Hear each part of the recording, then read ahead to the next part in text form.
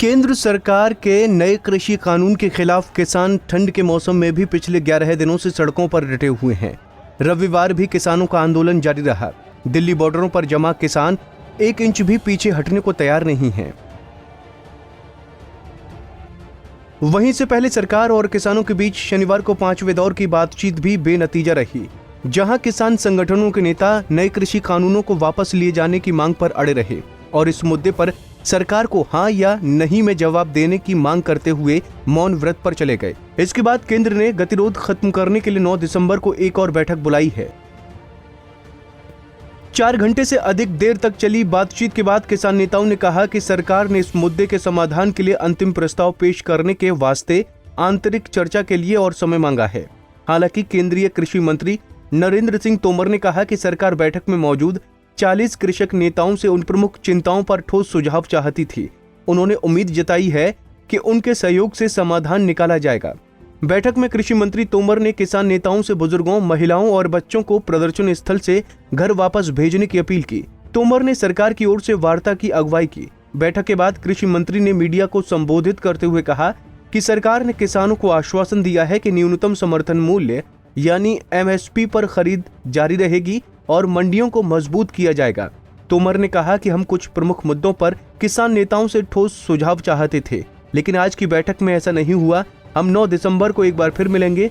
हमने उनसे कहा है कि सरकार उनकी सभी चिंताओं पर ध्यान देगी और हमारा प्रयास समाधान खोजने का रहेगा। अब 9 तारीख को पुनः ये बैठक होगी और हमने किसानों को कहा है कि सरकार आपके सभी पहलुओं पर विचार करेगी और हमारी कोशिश होगी कि समाधान का रास्ता हम खोजें। लेकिन समाधान का रास्ता खोजने में यह उपयुक्त होता कि किसान नेताओं के भी कुछ सुझाव मिल जाते तो हमको रास्ता निकालना थोड़ा आसान होता। अभी भी हम उसका इंतजार करेंगे। 9 तारीख को दोबारा से मिलेंगे। सबकी सहमति से तारीख तय की गई है और मैं आपके माध्यम से बैठक में भी कहा और यहाँ भी कहना चाहता हूँ कि सर्दी का सीजन है, कोविड का संकट है, इसलिए जो बुजुर्ग लोग हैं वे और जो बच्चे हैं उनको अगर यूनियन के नेता आह्वान करके घर भेज देंगे तो वो सुविधा से रह सकेंगे। यह आग्रह मेरा किसान यूनियन से है।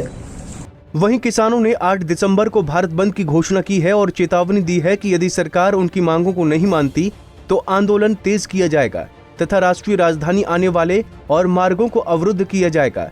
ट्रेड यूनियनों और अन्य अनेक संगठनों ने इसमें उन्हें समर्थन जताया है। किसानों ने अपनी मांगे नहीं माने जाने पर आंदोलन तेज करने की चेतावनी दी है। सितंबर में लागू तीनों कृषि कानूनों को सरकार ने कृषि क्षेत्र में बड़ा सुधार करार दिया है।